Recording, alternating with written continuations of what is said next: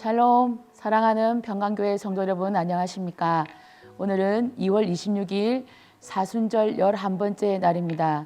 오늘도 하나님께서 우리에게 주시는 말씀을 통해 승리하시는 하루 되시기를 축복합니다. 오늘 우리에게 주신 하나님의 말씀은 시편 13편 1절에서 6절 말씀입니다. 여호와여, 어느 때까지니까 나를 영원히 잊으시나이까? 주의 얼굴을 나에게서 어느 때까지 숨기시겠나이까? 나의 영혼이 번민하고 종일토록 마음에 근심하기를 어느 때까지 하오며 내 원수가 나를 치며 자랑하기를 어느 때까지 하리이까? 여호와 내 하나님이여, 나를 생각하사 응답하시고 나의 눈을 밝히소서. 두렵건대 내가 사망의 잠을 잘까 하오며 두렵건대 나의 원수가 이르기를 내가 그를 이겼다 할까 하오며 내가 흔들릴 때에 나의 대적들이 기뻐할까 하나이다. 나는 오직 주의 사랑을 의지하였사오니 나의 마음은 주의 구원을 기뻐하리이다. 내가 여호와를 찬송하리니 이는 주께서 내게 은덕을 베푸심이로다. 아멘. 오늘 우리가 읽은 시는 다윗의 시입니다. 이 시편 13편은 총 6절로 되어 있는데 1절과 2절에서는 자신이 처한 고통을 하나님께 고백하고 3절과 4절에서는 하나님께 소원을 아뢰며 마지막 5절과 6절에서는 믿음의 선포와 함께 하나님을 찬양하고 있습니다. 이 시를 기록한 정확한 배경은 알 수 없습니다. 분명한 것은 다윗이 지금 끔찍한 육체적, 정신적, 영적인 고통으로 인해 쇠약해져 있다는 것입니다. 1절과 2절에 4번씩이나 반복되는 어느 때까지입니까? 라는 표현 때문입니다. 하나님, 어느 때까지 나를 잊으실 겁니까? 언제까지 주의 얼굴을 숨기실 겁니까? 언제까지 내가 근심해야 합니까? 언제까지 내 원수가 날 치며 자랑하게 되는 겁니까? 하나님, 도대체 언제까지입니까? 다윗의 탄식이 우리의 탄식과 다르지 않습니다. 고난의 무게도 무게지만 끝날 것 같지 않은 이 긴 시간으로 인해 우리는 하나님께 버림받은 것 같은 절망을 느끼게 됩니다. 거기에서 우리는 지치고 믿음의 위기를 맞게 된다는 것이죠. 하나님께 버림받은 것 같은 다윗의 탄식이 3절과 4절 기도로 바뀌게 됩니다. 나를 생각하사 하나님께 나를 주목해 달라는 겁니다. 내게 응답하시고 눈을 밝혀달라고 기도합니다. 다윗이 이 고난 중에 두려워했던 것이 2가지가 있습니다. 그중 하나는 하나님과의 단절, 또 하나는 원수의 승리였습니다. 다윗은 이 고난 때문에 영육의 눈이 어두워질까, 그리고 하나님을 향한 자신의 믿음이 약해지고 하나님과 단절되지 않을까 두려워했습니다. 그리고 다윗은 내가 원수에게 패배한 것이, 내가 원수에게 모욕당하는 것을 곧 하나님이 패배하고 모욕당하는 것과 일치시켰습니다. 소년 다윗이 하나님의 이름을 모욕하는 블레셋 골리앗 장수에게 분노하여 물맷돌을 들었던 것처럼 말입니다. 하나님과 다윗의 관계가 어떠한 관계인지 우리는 잘 알 수 있습니다. 다윗은 자신이 받는 고난에 함몰되지 않고 끝까지 하나님에 대한 믿음을 붙잡고 하나님이 원수의 조롱거리가 되지 않기를 기도했던 것입니다. 자신의 고난에만 집중되어 어떻게든 빨리 이 고난이 끝나기만을 바라는 우리의 기도와 다른 다윗의 위대함입니다. 다윗의 기도는 5절과 6절 믿음의 선포와 찬양으로 이어집니다.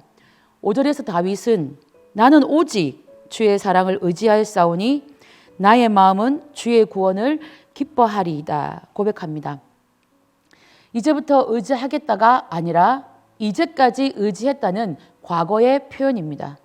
내가 과거부터 지금까지 주의 사랑을 의지했는데 하나님은 그때마다 나를 그 고난으로부터 구원해 주셨다는 고백입니다.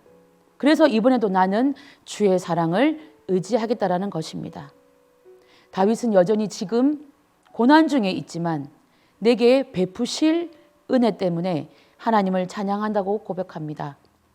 하나님을 경험한 자만이 할 수 있는 고백입니다.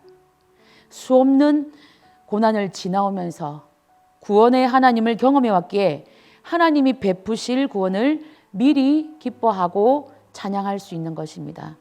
성도 여러분, 이것이 믿음입니다. 이것이 성도가 누리는 특권입니다.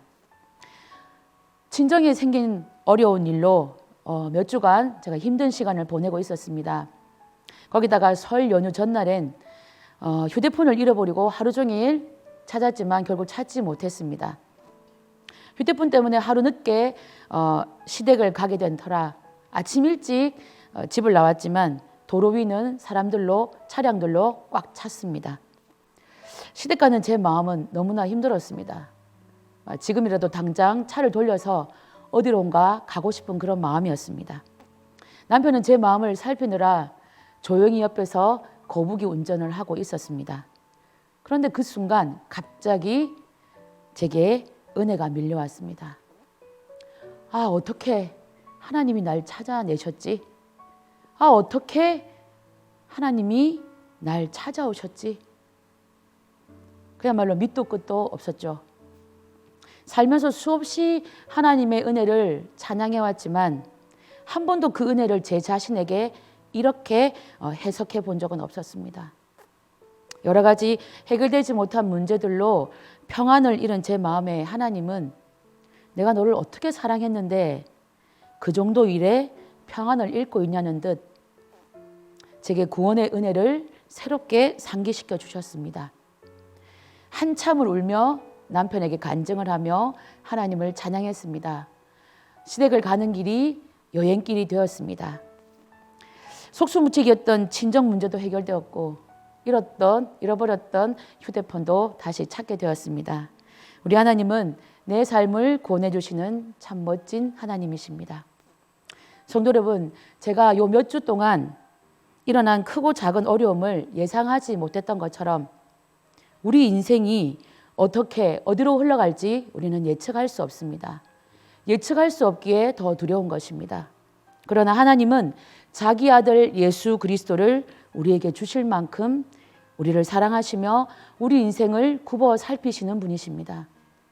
시댁 가는 도로 위에서 하나님이 주신 은혜와 함께 제게 주신 큰 깨달음은 어떤 순간에도 하나님을 먼저 기억하는 것이었습니다. 그러기 위해서는 하나님을 많이 체험해야 하는 것입니다. 다윗이 극한 고통 중에서도 믿음의 선포를 할 수 있었던 것은 하나님에 대한 수많은 체험들 때문이었습니다. 말씀 속에서 하나님을 만나며 그 말씀을 삶으로 풀어내는 과정 속에서 하나님을 체험하게 될 때 그 쌓인 은혜의 체험들은 우리의 믿음을 단단하게 할 것입니다. 어떤 고난 중에도 죄로부터 자신을 지키며 하나님의 자녀로서의 정체성을 지킬 수 있게 할 것입니다. 사랑하는 성도 여러분, 오늘도 예측할 수 없는 하루가 시작되었습니다. 그러나 분명한 것은 주님의 사랑입니다. 그래서 우리가 의지할 것도 주님의 사랑뿐입니다. 말씀과 삶의 자리에서 고난보다 크신 하나님의 사랑을 경험하시고 그 하나님을 찬송할 수 있기를 예수님의 이름으로 축원합니다. 기도하겠습니다. 사랑과 은혜의 하나님, 오늘도 말씀 주셔서 감사합니다. 인생은 예측할 수 없으나 분명한 것은 신실하신 하나님의 사랑이기에 오늘도 그 하나님을 찬양합니다. 자비와 긍휼의 하나님, 고난의 고통 때문에 주의 사랑을 의심하며 하나님을 기대하지 못했던 우리의 불신앙을 용서하여 주시옵소서. 다윗의 고백처럼 어떠한 순간에서도 주의 사랑만을 의지하며 그 속에서 베푸신 주의 구원을 경험하게 하시고 그 풍성한 체험들로 우리의 믿음을 견고하게 하여 주시옵소서. 사순절 11날을 보내는 오늘도 주님의 사랑을 의지하며 우리의 삶의 자리가 하나님의 말씀이 성취되며 하나님의 구원을 경험하는 거룩한 자리가 되도록 우리를 인도하여 주시옵소서. 감사와 사랑을 드리며 예수님의 이름으로 기도드립니다. 아멘.